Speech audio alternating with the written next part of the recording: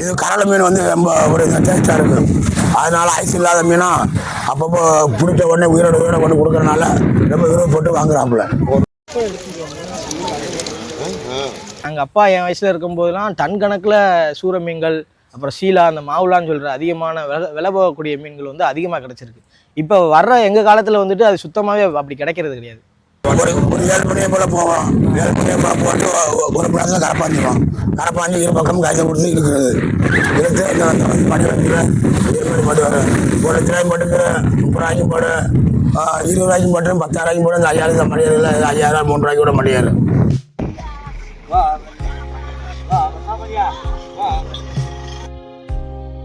ராமநாதபுரம் மாவட்டம் தமிழகத்தில் நீண்ட கடற்கரை உடைய பகுதியாக இருப்பதால் மீன்பிடி தொழில்தான் பிரதான தொழிலாக உள்ளது. விசைப்படகில் மீன்பிடிப்பது, நாட்டுப்படகில் மீன்பிடிப்பது, கரைவலை மீன்பிடிப்பது, கூண்டு வைத்து மீன்பிடிப்பது, தூண்டில் வைத்து போன்ற பல்வேறு முறைகளில் இங்கு மீன்பிடி தொழில் நடைபெற்று வருகிறது.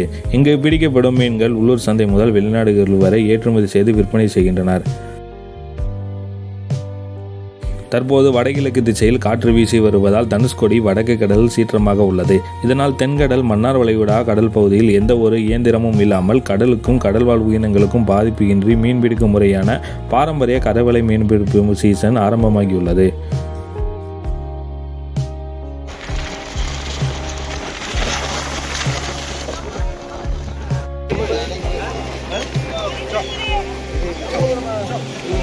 இப்போ பரம்பரையே கரவலை தொழில் தான். பாரம்பரியமாக நாங்கள் வந்து கரவலை எடுத்துகிட்ருக்கோம். நாங்கள் வந்துட்டு பார்த்தீங்கன்னா காலையில் 5 மணிக்கு வீட்டிலேருந்து கிளம்ப ஆரம்பிப்போம். கிளம்ப ஆரம்பித்து 6 மணிக்கு வந்துட்டு நம்ம கடற்கரைக்கு போய் அங்கே வந்து அந்த கரவலை தொழில் வந்து ஸ்டார்ட் பண்ணுவோம். கடலில் கயிறை போட்டு எடுத்துக்கிட்டு கடலில் கயிறை போட்டு ஸ்டார்ட் பண்ணுவோம். அது மட்டும் இல்லாமல் நாங்கள் இங்கே ஒரு குரூப்பாகவே இருப்போம். எப்படின்னா எங்கள் சொந்தக்காரங்க கிட்டத்தட்ட ஒரு 30 பேர் சேர்ந்து தான் அந்த தொழிலே பண்ண முடியும். ஆள் கம்மியாக இருந்தால் ரொம்பவுமே கஷ்டமாக இருக்கும். அதுவும் இல்லாமல் காற்று அதிகமாக இருந்துச்சுன்னா அதை விட ரொம்ப கஷ்டமாக இருக்கும். அது மட்டும் இல்லாமல் இப்போ ஒரு நாள் பாடு வரும், ஒரு நாள் பாடு வராது. அதை பொறுத்து தான் எங்களுக்கு சம்பளமே இருக்குது. இப்போ ஒரு 10,000 வர இடத்துல வந்துட்டு பார்த்திங்கன்னா நாங்கள் அந்த 10,000 தான் 30 பேருக்குமே பிரித்து கொடுக்கணும். 10,000 நம்ம 30 பேருக்கு பிரித்து கொடுக்கும்போது ஒரு ஆளுக்கு 400, 500 அப்படின்ற ஊதியம் தான் கிடைக்கும் எங்களுக்கு. இதான் எங்களோட தொழிலே, இதான் பாரம்பரிய தொழில். மீன் வந்துட்டு பார்த்திங்கன்னா இதில் வந்துட்டு நம்ம சொல்ல முடியாது. எல்லா வகையான மீனுமே கலந்து கிடைக்கும்.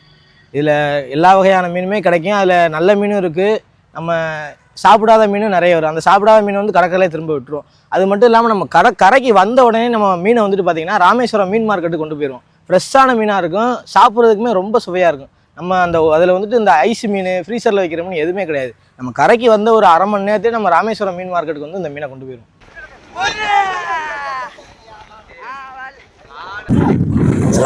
பாருங்க, இந்த கரையில் படத்தை வச்சு ஒன்று மேலே இருந்தால் பிரச்சனை இல்லை, விலங்கெழுத்தா கரையை வச்சு பாட்டுக்கிட்டே வச்சு எழுக்கிறாங்க. இது எங்களுக்கு கொஞ்சம் மீன் போட்டு கொஞ்சம் கம்மியாயிடும். இருக்கிற மீன் அந்த அளவுக்கு அடி இருக்கிறாப்புல மடியை வச்சு எங்களுக்கு மீன் வந்து அந்த அளவுக்கு இழுத்த உடனே எங்களுக்கு மீன் கம்மியாயிடும்.